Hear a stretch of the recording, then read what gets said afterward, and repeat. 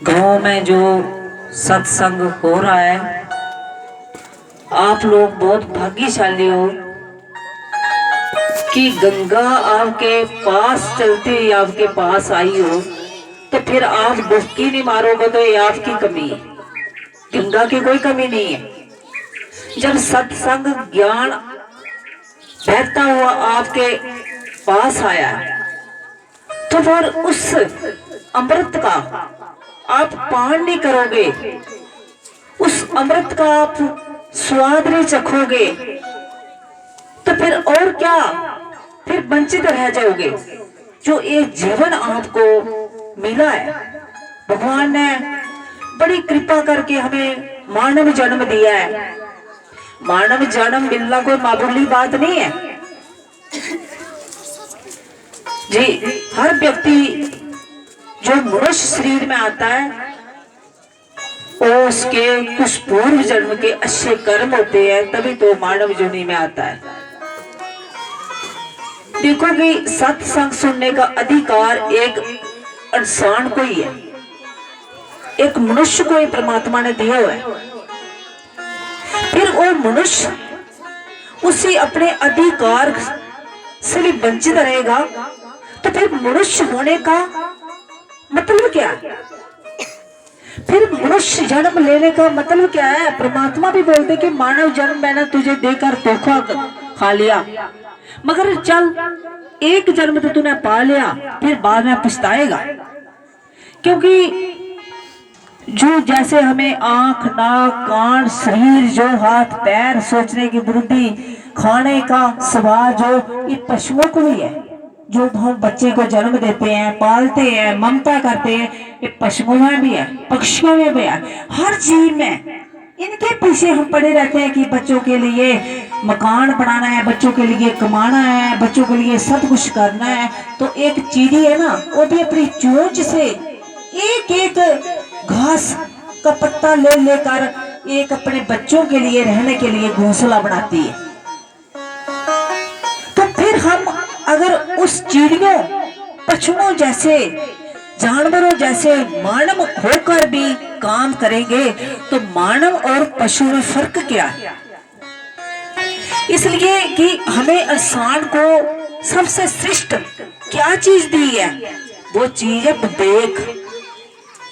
वो विवेक आज मानव के पास होता तो मानव ब्रह्म ज्ञान पा लेता और मानव देवता जीने में जाता। जब मानव इंद्र बन जाता, जब मानव परमात्मा साक्षात बन जाता। एक इंसान ही है जो परमात्मा उसके पास आ जाते हैं। राजा बलि ने एक राक्षस कुल में जन्म लेकर भी परमात्मा उसके पास आए मांगने के लिए। तो क्यों आए? उसने कौन सा कर्म किया? उसने पुण्य कर्म किया। पुण्य कर्म किया, इतना पुण्य किया, इतना उसके पास पुण्य का भंडार हो गया, चाहे डर के मारे, चाहे कैसे भी उसके पास आए, मगर परमात्मा उसके पास आए। तो उसने इतना पुण्य किया और परमात्मा उसके पास मांगने के लिए आए। जब परमात्मा उसके पास मांगने के लिए, तो अपना सब कुछ परमात्मा को सब समर्पण कर दिया। उसने 3 पग भूमि मांगी तो परमात्मा ने 1 पग में रखते ही पूरी पृथ्वी नाप ली, और दूसरी मांगी तो देवलोक नाप लिया, और तीसरा पांव कहाँ रखो राजा बलि, आप बताओ मुझे। तो राजा बलि दंडवत प्रणाम करके उनके आगे लेट गए। प्रभु, सब कुछ आपका है, ये शरीर भी आपका है, जो संसार बनाया है, देवलोक, पृथ्वी लोक, पताल लोक, जो भी जितने लोग हैं सब आपके हैं, आपको समर्पण है। आप जहां रख दीजिए, मेरे माथे पर तीसरा पांव रख दीजिए। तो ऐसा कोई है? उस राक्षस कुल में भी होकर सब कुछ परमात्मा को दे दिया। तो हम तो एक सनातन धर्म में आए, तो फिर परमात्मा को पाने के लिए हमें मौका मिला, सत्संग सुनने के लिए हमें मौका मिला है। ये मौका, अगर जैसे विजय जी अभी भजन गा रहे थे, किसी को भजन की समझ आई? नहीं आई, क्योंकि ध्यान नहीं है। शरीर जहां बैठा है मगर मन इधर उधर घूम रहा है। मेरा काम रह गया, मेरे पशु उनको पानी पिलाना होगा, घास देना होगा, बच्चे रह गए, कुछ काम रह गया, तो फिर कहाँ समझ आएगी। अगर सत्संग बैठना है तो सत्संग में मन चित्त लाकर ध्यान लगाकर उस सत्संग को सुनो। एक एक वचन बहुत कीमती है। एक ज्ञान बहुत मुश्किल से मिलता है, ऐसे नहीं मिलता। बड़ी बड़ी तपस्या करना पड़ती है, घोर तपस्या कर करके फिर ज्ञान मिलता है। आप लोग बड़े भाग्यशाली हैं। हम लोग जब ज्ञान पाने के लिए जाते थे तो कितने कितने दिन भूखे प्यासे रहकर, कितनी यात्रा कर करके कहाँ कैसे कैसे रहते थे, ये आपको क्या पता कैसे हमें मिला है। मगर आपको तो सरल भाव से मिल रहा है, सिर्फ बैठने मात्र से। परमात्मा ने बोलते कि मेरे पास बैठ जाओ, बोलते कि दुख निवारण इसलिए लगाया है मां भगवत ने कि अपने दुख लेकर तक लोग आएंगे, क्योंकि हर व्यक्ति परमात्मा के लिए नहीं आता। कहाँ है परमात्मा, किसने देखा? इसको आप बोलोगे तो मौजू लेगा, हंसेगा। कहाँ है परमात्मा, किसने देखा? आगे मरेंगे तो देखे जाएगा, मरेगा तो कौन देखेगा? मगर वो व्यक्ति जो मरेगा वो देखेगा, उसको कष्ट लगेगा, उसको पीड़ा होगी, चिल्लाएगा, कितने नरकों में जाएगा, रोएगा, पछताएगा। उसका बेटा पास नहीं जाएगा, बेटी पास नहीं जाएगी, माँ बाप पास नहीं जाएंगे, मित्र संबंधी पास नहीं जाएंगे, उसके पास जाएंगे उसके कर्म। तूने कर्म कैसे किए? जैसे करिए वैसे आप फल सखिए, कि जैसे करने वैसे भरने। अगर जैसा तू करेगा वैसा तुझे मिलेगा। तो एक मानव शरीर में हमने आकर दूसरों की सेवा करना भी हमें एक मनुष्य शरीर में ही परमात्मा ने अधिकार दिया है। इस अधिकार को हमने गंवाना नहीं है। जैसे कि जीत जी है, सतीश जी है, ये आप लोगों के लिए इन्होंने सत्संग जहां रखा है, तो कितने लोगों के दुख दूर होंगे, ये उनको पुण्य मिलेगा।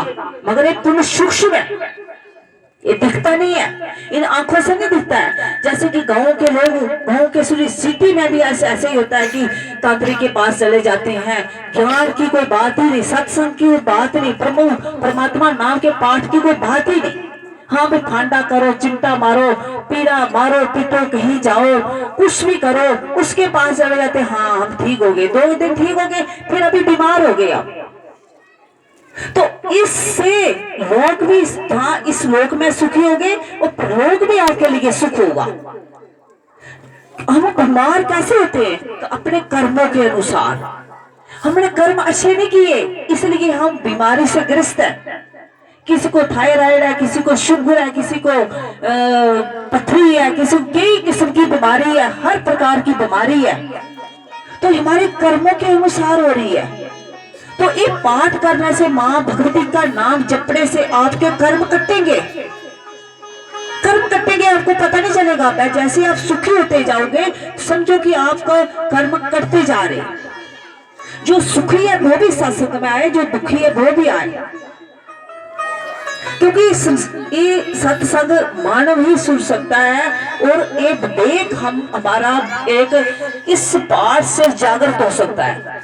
तो जब विवेक ढक जाता है तो फिर परमात्मा कहाँ है, सत्संग क्या है, जो व्यक्ति नहीं जान सकता। अच्छा क्या है, बुरा क्या है, खाना क्या है, क्या ना खाना। पशुओं जैसा खाना कर लेते हैं, मांस मदरा जे हम खा लेते हैं, बीड़ियां सिगरेट, फिर घर में बड़े करते हैं, छोटे बच्चे सीख लेते हैं कि हमारे माँ बाप पीते हैं, खाते हैं, तो हम क्यों ना करें। अगर आपने आने वाली पीढ़ी को बचाना है तो अच्छे सत्य मार्ग पर चलो, नहीं तो आपके बच्चे भी वैसा ही करेंगे। फिर कोई पानी भी अच्छा नहीं देगा मरने के बाद, 10-13 दिन भी नहीं कोई करेगा। हरिद्वार कहाँ जिंदे नहीं गए थे, मरे हुए कहाँ छोड़ेगा, कहीं नाले में फेंक देगा। आजकल लोग संप्रदाय के पीछे बड़े पड़े हैं। ये मेरा गुरु है, तेरा गुरु, मैं उसके पास जाती हूँ, मैं उसके पास जाती हूँ। गुरु है क्या? गुरु का प्रमाण क्या है? गुरु मां भगवती है, गुरु ब्रह्मा विष्णु महेश है, परमात्मा गुरु है। मगर जो परमात्मा का भक्त है, अगर उसके पास उसको अगर आपने गुरु को पहचानना है तो उसकी पहचान क्या है? उसकी पहचान है, उसके पास बैठने मात्र से आप लोग ठीक होते हैं। जो आपकी समस्या है, जब आप लोग जो भी धन की कमी है, जो शरीर दुखी है, कई प्रकार के दुख है आपको, तो वो आपके उसके पास बैठने मात्र से, देखने से, स्पर्श करने से, पानी से, अगर उसके पास बैठने मात्र से ठीक होते हैं, इससे बढ़कर और क्या प्रमाण है? फिर और है क्या प्रमाण? अभी आपने देखे कि एक लड़की जो बाड़ी से आई है, 2 साल से बीमार थी बेचारी। अभी ये पहला सत्संग है इसका, आज 15 दिन हुए, तो एतवार को हमारे पास आई। इसको जो मंथली लेडीज को महीने में आती है 5 दिन, इसको 2 साल हो गए। तो आप जानते हैं कि क्या हाल हुआ? 15 साल की बच्ची है बेचारी, 2 साल हो गए। इसके माँ बाप डॉक्टरों के पास जा जाकर, तांत्रिकों के पास जा जाकर इनको बहुत दूर से बोला था, इनके पास से कोई सत्संग में आता था, मगर लोग समझते नहीं है, क्योंकि यकीन नहीं करते कि उस उधर जा। फिर लास्ट लड़की का खून खत्म हो गया, तो इसके पिता ने खून दिया, खून चढ़ाया 3 ग्राम। इसके डॉक्यूमेंट हमारे पास है, फाइल, हमने देखा 3 ग्राम इसका खून रह गया था। तो 3 ग्राम वाले खून वाला व्यक्ति जीवित रहता है। मगर एतबार कोई हमारे पास आ गई, पिछले एतबार आई तो बोला मैं ठीक हूँ, अभी आपके पास सामने खड़ी थी। मगर गांव की बच्चियां हैं, शर्म करती हैं, तो बोलने में शर्माती हैं। दूसरा नेगेटिविटी भी आओ पूरी तरह खत्म नहीं हुई आई। इसका पहला सत्संग है, पाठ तो इसको आज मिलेगा, हम इसका पाठ करते थे, तो ये सामने अपने प्रमाण देखा है। इतने प्रमाण और परमात्मा आके सामने में खड़े हो जाए ना, तो भी जब देख हमारा ढका हुआ है, हम उसको साधारण मानव मानेंगे। त्रेता युग में भगवान राम आए थे, तो कईयों लोगों ने परमात्मा माना, तो कईयों ने साधारण मानव। द्वापर में कृष्ण भगवान आए थे, तो कईयों ने परमात्मा, गोपियों ने उसको परमात्मा माना, मीरा ने उसको परमात्मा माना, राधा ने उसको परमात्मा माना, कईयों लोगों ने उसको साधारण मानव माना। बल्कि 6 साल का, 6 दिन का व्यक्ति एक पूतना का वध किया, जिसने राक्षसों का वध किया, तो नारी व्यक्ति नहीं था। क्योंकि जब जब धर्म की हानि होती है, धर्म कम हो जाता है, अधर्म बढ़ जाता है, तो फिर परमात्मा का अवतार लेकर आना पड़ता है। पहले परमात्मा अपने भक्त को भेजते हैं, भक्त के भीतर में आकर लोगों को ज्ञान देते हैं, समझाते हैं। अगर फिर भी वो माने ना, तो बहुत घोर कलयुग जब आता है, तो परमात्मा को आना पड़ता है। अभी इस कलयुग में आगे आगे देखो क्या होगा कि घोर जब कलयुग आएगा, तो परमात्मा को भी अवतार लेकर आना पड़ेगा। मगर इस दुख से सुखी होना हो, तो सत्संग बैठो, लोगों की सेवा करो। अगर आप सत्संग में आकर सुखी हुए, तो दूसरों को भी सुखी करने की चेष्टा करो। कहीं सत्संग रखो, उन भक्तों को बुलाओ जो दुखी है। राग द्वेष से दूर हो जाओ। राग द्वेष से हमारा विवेक ढकता है। राग द्वेष ईर्ष्या जो हम दूसरों से करते हैं, यही बीमारी है। तो फिर हम मानव में आकर भी एक दूसरे से जिद द्वेष करेंगे, तो फिर क्या फायदा? फिर परमात्मा कहाँ मिलेंगे? शरीर भी ठीक नहीं होगा, रोग भी ठीक नहीं होगा। अगर हमारे भीतर में राग द्वेष है, तो हमारा रोग भी ठीक नहीं होगा। अगर आप इस सत्संग में आओगे, पाठ करोगे, बैठोगे, तो आपके बच्चे जो पढ़ता नहीं है, उसको पढ़ाई आने शुरू हो जाएगी। अगर पाठ करेगा, बच्चे की शादी नहीं हो रही है, शादी हो जाएगी। किसी को ग्रह दोष है, कई किस्म के पंडित दसते हैं कि ग्रह दोष, इसके राहु काल सर्प जोग है, मंगल ग्रह, शनि ग्रह, कुछ भी चल रहा है, तो इस पाठ से सारे ग्रह बद के दूर हो जाएगा। किसी को नौकरी नहीं मिल रही, तो पाठ करेगा, उसको नौकरी मिलेगी। जो भी उसकी समस्या है, उसकी समस्या दूर होगी। मगर पाठ करेगा तो हमारी बात पर जो अमल करेगा, मानेगा, जो ऐसे हवा में ले जाएगा, उसको क्या फायदा कि देखेंगे चले जाएंगे, बैठेंगे देखेंगे, क्या क्या बनेगा? देखने सुनने से नहीं, ध्यान लगाकर कि परमात्मा है, जिसने सृष्टि बनाई है, जिसने शरीर बनाए हैं। परमात्मा देखना बहुत दूर की बात है। जो परमात्मा की बनाई मूर्तियां हैं, जो आप बैठे हुए हैं, आप जो बैठे हैं, किसी इंसान ने बनाए हैं क्या? किसने बनाए हो आप लोग किसने बनाए हैं? माता पिता ने जन्म दिया, माता ने बनाए? परमात्मा ने आपको बनाया है। परमात्मा ने आपको गुप्त पेट में ही कैसा दिमाग बनाया, हाथ बनाए, पैर बनाए, सब कुछ जो आप खाते हो, पाचन शक्ति जो पचाने की जठन अग्नि जो भीतर हमारे है वो प्रकट की है। आपको सर्दी लगती है, शरीर को आग जलाते हो, धूप में बैठते हो, गर्मैश आ गई, मगर जब भीतर ठंडा भी पानी पी लेते हो तो भीतर में गर्मैश, अंदर जठन अग्नि परमात्मा ने प्रकट की है।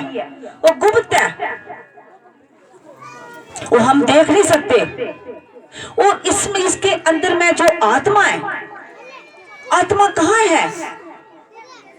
जो इस शरीर को चला रही है, हाथ को हिला रही है, हम वाणी से बोल रहे हैं, किसकी शक्ति से बोल रहे हैं? खा रहे हैं, पी रहे हैं, किसकी शक्ति से बोल रहे हैं, चल रहे हैं? ये परमात्मा ही है। तो और क्या? फिर हम एक इंसान से द्वेष करेंगे तो परमात्मा से प्यार कहां करेंगे भाई? पहले इंसान से प्रेम करना सीखो, एक दूसरे से भाई भाई बनकर, बहना बहना बनकर प्रेम करो, और कैसा दूसरा सुखी हो उसकी चेष्टा करो। जितना दूसरे के लिए करोगे उतना परमात्मा खुश होंगे। हम परमात्मा की मूर्ति बनाकर बैठ जाते हैं घर में कि मैं परमात्मा की भक्ति करता हूं, मैं परमात्मा बन गया। पहले एक जो इंसान ने मूर्ति बनाई है, फिर उसमें प्राण प्रतिष्ठा मंत्रों का आह्वान करके प्राण प्रतिष्ठा कराई है मूर्ति में। मगर जो साक्षात परमात्मा ने मूर्ति बनाई है, पहले उससे प्रेम करना सीखो, उसको सुखी करना सीखो, उसको भोग लगाकर देखो। पहले गिरते हुए को उठाओ, प्यासे हुए को पानी पिलाओ, भूखे को खाना खिलाओ, तो देखो आपका आत्मा कितनी खुश होगी। जरा आप लड़ाई झगड़ा करते हैं, मैक्सिमम गांव में होता है कि बहने बहने हो सकता किसी बात में भी, बच्चों से भी तेरा बच्चा मेरे बच्चे से लड़ गया तो लड़ाई झगड़ा हो जाती है। होती है कि नहीं होती? होती है। तो फिर देखना कि एक दूसरे को गालियां गलत अपशब्द बोलोगे तो फिर दूसरे को भी दुखी करोगे, खुद भी दुखी होगे। ये अनुभव पहले करते नहीं थे, आज के बाद ये अनुभव करना कि दूसरों को दुखी करके क्या मैं सुखी रह सकता हूं? नहीं रह सकता। मगर दूसरे को सुख देकर, दूसरों को सुख देकर आपको कितना सुख मिलेगा ये आप नहीं जानते। जब हमारे पास व्यक्ति आता है, हम किसी से पैसे नहीं लेते। पूछ लेना, जो परसों जो भाई आए थे, जो लड़की आई थी, क्या लिया इनसे हमने? निःशुल्क। निःशुल्क। आजकल तो रास्ता भी नहीं कोई बताता कि मैंने वहां जाना है, रास्ता बताओ, कोई नहीं बताएगा क्योंकि सिर्फ पैसा देखेंगे। मगर हमें परमात्मा की कृपा दी है तो हम निःशुल्क करते हैं। तो जितना दूसरों को सुख देकर सुख होता है ना, इतना किसी को नहीं होता। कोई सुखी होता है, हम बहुत खुश होते हैं कि परमात्मा अपना सुखी किया तो मेरे दिल में बहुत शांति आई कि व्यक्ति दुखी था अभी सुखी हो गया। और सुखी करो दुखियों को, और सुखी करो। अभी जिन्होंने जहां सत्संग रचा है तो उन पर कितनी कृपा हुई ये आप नहीं जानते, मगर परमात्मा जानते हैं। क्योंकि आत्मा का भोग क्या है? आत्मा का भोग है सत्संग। हम खान जाते हैं तो आत्मा का भोग खाने, ब्याह शादी में भंडारे में चले जाएंगे तो शरीर का भोग लेंगे अन्न, मगर आत्मा का भोग क्या है? आत्मा का भोग है ज्ञान, सत्संग। तो आत्मा से संतुष्ट होती है। मगर जहां आपको आत्मा का ज्ञान नहीं मिल रहा है, और ये शरीर अन्नमय शरीर है, इसको अन्न की जरूरत है, तो अन्न भी आपको मिल जाएगा। तो दोनों कृपा आपको दोनों जगह, पुण्यमय जगह, ज्ञानमय जगह भी आपको मिल रहा है। इससे बात करो क्या कृपा है, यहाँ पर बहुत बड़ी कृपा है। क्योंकि अभी समय का में दूर दराज से लोग आए हुए हैं, उनको जाना होगा। अभी एक भजन होगा, उसके बाद